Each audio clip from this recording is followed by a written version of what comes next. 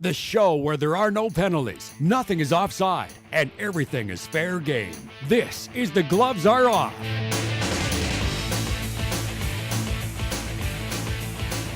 Welcome to another edition of The Gloves Are Off. I'm Moses Woldu, and I'm pleased to bring you a great show for you. A lot of hot topics, a lot of controversy as well, of course, with Ray Rice in the mix. Darian Durant being hurt and out for the season, plus many more. But first, let's get to our guests. Greg Buchanan, my co-host, how are you? Not too bad, Moses. And I'm pleased to be joined by Bart Padjasek, of course, with New Cap Television.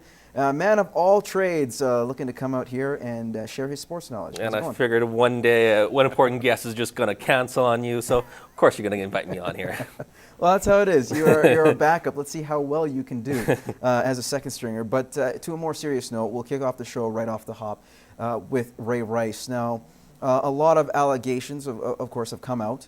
Video has come out, disturbing video, regarding what happened in that elevator between Ray Rice and his now wife. Even so, the NFL had an idea of what happened. You don't even need visuals for this.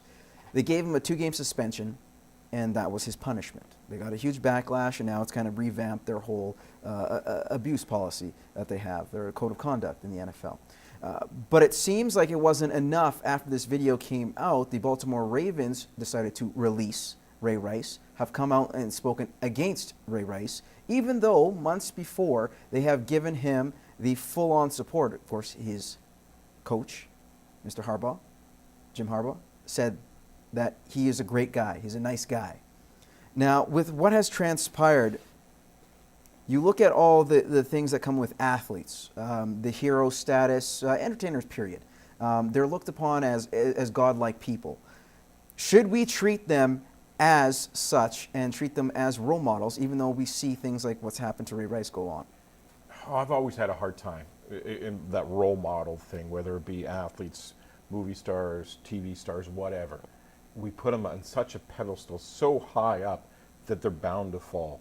And then in our society nowadays, that there's so many temptations out there regardless, and so many times we've seen these athletes fall, and it's not pretty.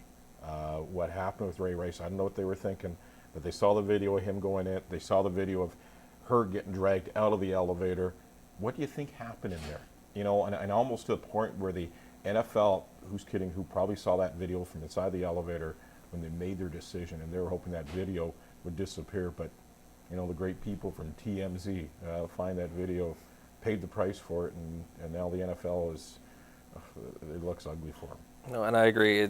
You can't hide from this anymore with the world of TMZ, Deadspin, blogs everywhere. Cameras everywhere. You can't really hide from any of this. I mean, Ray Rice isn't the only athlete that's done this, and it's good that the NFL has finally done the right thing on it. It's frustrating it took him so long to do this, though. Is it his fault that us, generally the media, treat these guys like role models? Should that necessarily not be the case? They're not above the law, of course, and that's a given. That should be stated as such. It's fact. But as role models, is it unfair to treat them as such? Yeah, but the thing is, I worked media for 20 years, 20 plus years, and when I was on air full time, I never treated these guys like role models. Yeah, we kind of pumped their tires and said how great athletes they were and everything. Did I go out and say, well, yes, kids, if you want to grow up, be like this guy? No. But at the same, that's how the people, you know, if you're a fan, you're going to think these guys are great because of what they do on the playing field or the ice. But at the same time, it's totally up to the fans and how they look at that player as a role model or just as an athlete. And part of it's probably to the parents too. You should be explaining to your kids what this is. I mean, I'm sure there's a lot of kids out in Baltimore have Ray Rice jerseys, running around, hope to be the next Ray Rice or any player really. But it's the things they do off the field that we really should be showing the fact that this is wrong. Yeah, I think your role model starts in your house, you know, and fortunately some people have, you know, issues there, but I think your role model starts right at home.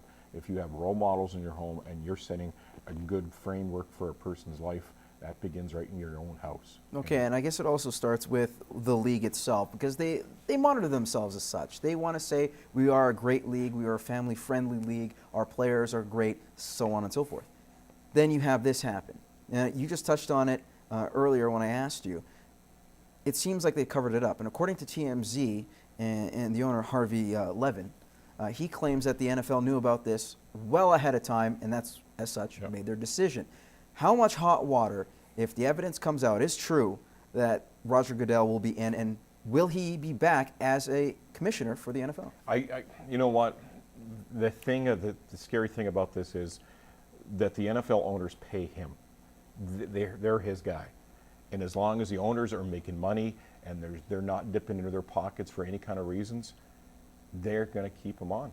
That's the bottom line. If he's making the money, he's add revenue to all their pockets, to all the owners in the NFL, they're going to like him. But if the PR and this mud in the NFL's face gets that bad, then they'll probably fire him. I see the public pressure just getting to the owners, and they'll eventually get to Goodell.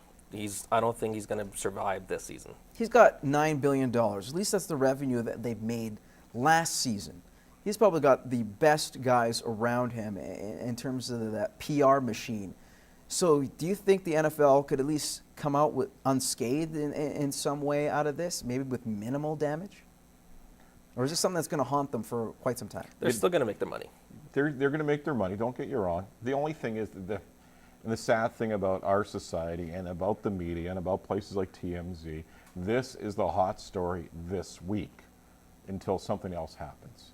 Somebody else gets arrested. Something else happens in the headlines, brings another NFL player in, NBA player in, whatever the hot sports story will be, and Ray Rice's story will be pushed to the side.